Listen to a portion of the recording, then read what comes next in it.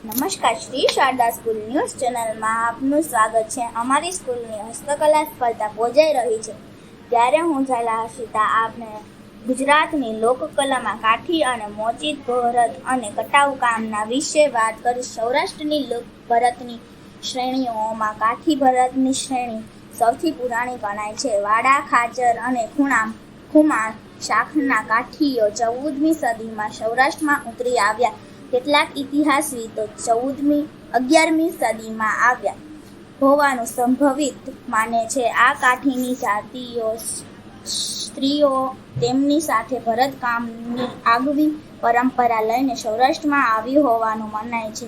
કાઠિયાણીઓના પ્રવેશના ભરત કરતા ગૃહશણગાર અને પશુ શણગારનું ભરત વધુ સમૃદ્ધ છે। સૌરાષ્ટ્રના કાઠી દરબારોમાં ભરત ચિત્રનું મહત્વ વધુ હતું।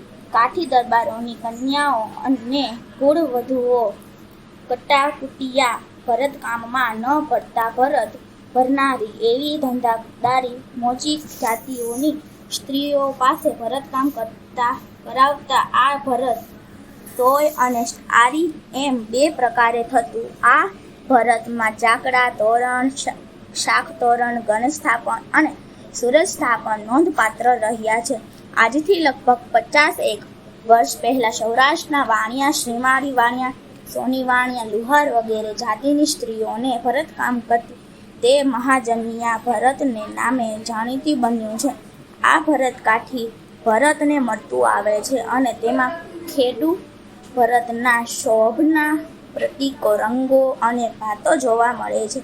મહાજનિયા ભરત ઉપરાંત હાલાર અને બરડા પંથકના સથવારા, સગર, ભાલ પ્રદેશની દરજી અને કચ્છની હરિજન બાઈઓમાં કટાવ કામની પરંપરા વિશેષ રૂપે ખીલેલી જોવા મળે છે।